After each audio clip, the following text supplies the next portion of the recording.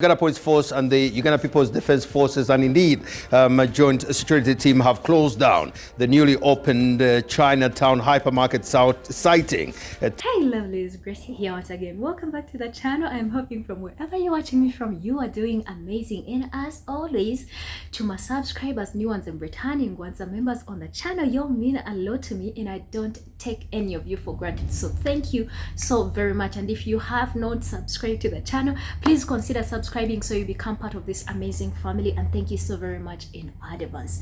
Now today's video, guys, we need to talk. If you have been following some YouTubers from Uganda, there's something that has been going on.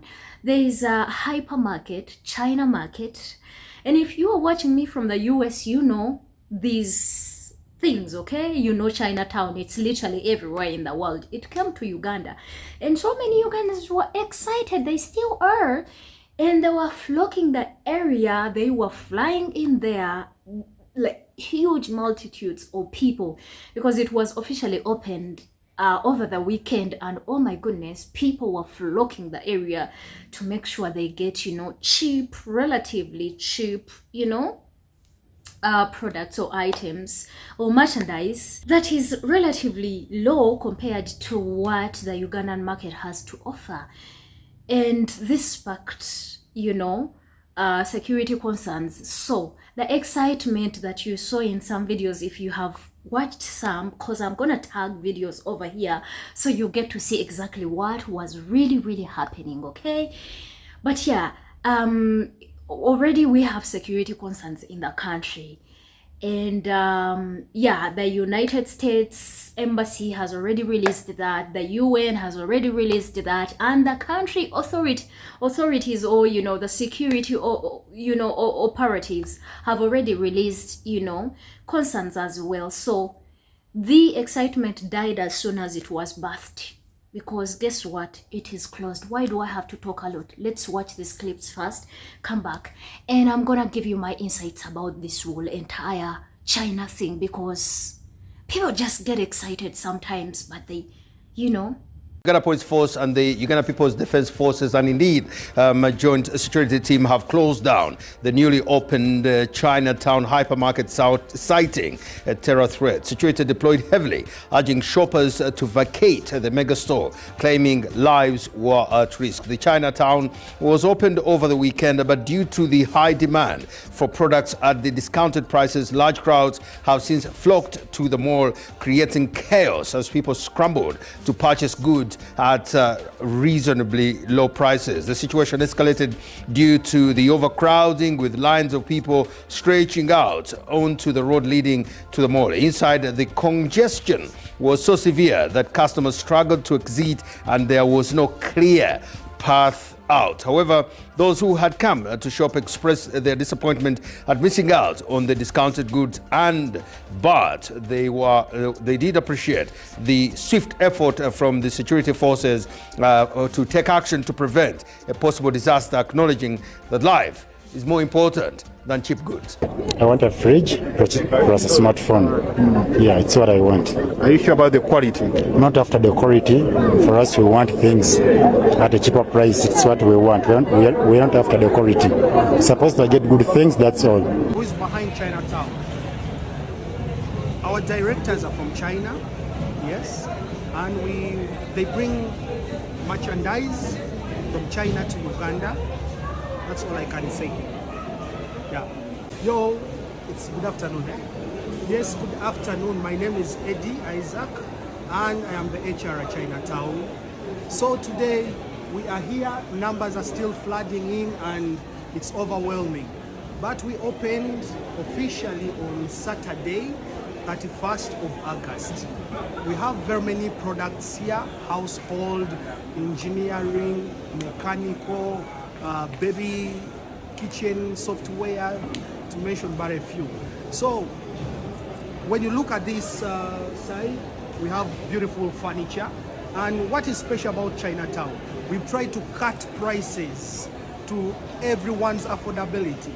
For example, something you may be going abroad to get at $1 million, you're going to find it here at 700 or 500,000.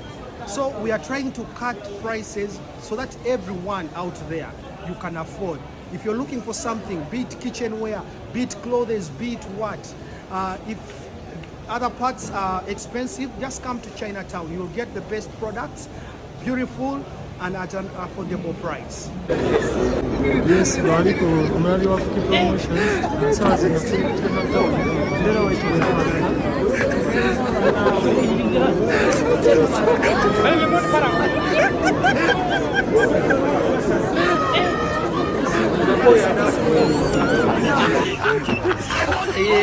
akalulu k'owulira bawulidde ku lujinga bagezaako batangira. That is Chinatown for you guys, and I am hoping that it will soon be opened again. It's not that is my prayer, because I have my own concerns which I am actually about to address. The numbers are really huge, so in case of any security concern, the first question is, have they put in place any regulation to protect the people that go in large numbers to shop? Are there any emergency exits or stuff like that? I am not a security person, but I think it's very important for you to be cautious, especially if you know that there are already security concerns, and you need to be aware of that. Where there are large, huge crowds of people, anything can happen. But let's leave that one alone. I don't want, if you are my Ugandan person that is watching me, I don't want you to think I am an enemy of progress, or probably I am out of touch with reality of how things are running in this country. I do know, and I am aware of how everything is running, and I am equally affected as you are. But I think sometimes we get overly excited without doing research at, at anything. We just get excited because the prices are relatively low, so you're gonna go there and get things cheaply. And that really highlights the biggest problem that we have as the Black people, which is the consumerism culture. We love to consume. This literally removed the masks, and it revealed from what you guys saw, massive, huge number of people that were literally standing as if they were gonna get these things for free. We like to consume. And from one of the guys that you had is like, man, I don't care if it's good quality, all I want is things. You get it? And another thing, we may not understand it if you're not a business owner. You may not understand the impact of this entire thing to the economy of your country, to the people that are selling, that have been selling the same things. As much as you might look at the people that have been selling these things at a very cheaper price, and at a way a bit higher price, and you'll be like, oh, you guys have been selling us these things at a higher price. Now that China is here, we're going to go there and get them, at a cheap price. Trust me, you are about to become a slave in your own country, because these people are like a cancer. They are like a cancer. The moment they touch your country like this, they do not leave it. Before you know, the first branch is in Kampala, Lugogo, right? The next thing that is going to happen, Masaka is going to have branches, Mbalara is going to have branches, in Busoga, in Mbale, like every other major town. Now, what about the people that have been doing these same businesses? And guess what? These same people have been getting these products and items and merchandise from where? China, right? Yes, they're gonna run out of the business. And we're still praying, and we're like, God, we don't want our people to go to UAE because they are mistreated and all of this. When you send your own people out of business, what do you expect? They are going to go out of the country. Before you know, everything that you have in this country is going to be taken away from you. So I feel like this is time for people to put away the excitement and fight for the local businesses. When you're like, these people, the vendors and the people that sell these merchandises have been, overcharging us. Do you even know the fact that some of these investors are given leeway, like they're exempt from taxes because they are investors. So they are given such an easy time than a local person, a local investor, or a person that just, get merchandises from, abroad and sell it to normal people. The taxes. If you're not a business owner, you're not going to understand this. Your people are given a hard time. So instead of you putting the problem on them, the problem is deep. It's with the governance. It's more like our governments give such a conducive environment to foreigners than us, the nationals. And I think that is something that needs to be talked about. And if you're like, oh, these people mistreat us when we go to their countries, look how you welcome them with open arms when they come to your country. And for everybody that be like, oh, businesses are going to go down, the solution is one. Boycott them. Don't buy from them and see if they are going to last in your country. They're not going to last. They are going to inflate the economy and make things so hard for you. I'm not an enemy of progress. But I have seen a lot of Ugandans that wanted to do such huge things here, and they were given huge problems, huge difficulties. Some of them have ended in prison. But for a foreigner to come and start something big, as huge as that, and you guys are struggling and rushing to spend all your little pennies that are supposed to be taking care of your children, oh my goodness. I do not even know. We have a huge problem. We have a huge problem. That is why sometimes when people come out to protest and speak their mind and opinions about what is going on in this country, we are supposed to join all of them. As much as I know that not all of us are going to be on the front line, I'm going to use my platform to speak about the things that are happening in this country. I may not be able to go on the front line, but I'm going to use what I have.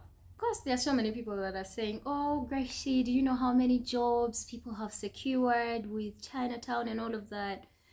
That's a good thing. But do you know how many are going to run out of work because of the same people? You guys don't want to be stolen from by your own people. I am not supporting anybody to steal from anybody. I want justice. I am a very good advocate for justice. But then you allow these people to steal from you because that's what exactly they are doing. And this is the start. This is the start, okay? In the long run, it's gonna be even worse because the truth is, these people are literally getting things direct from the source. They probably are even getting them from their own manufacturing companies, right? From their own factories, and they're bringing them over here. And the same Ugandan has been doing the same thing with so much high taxes.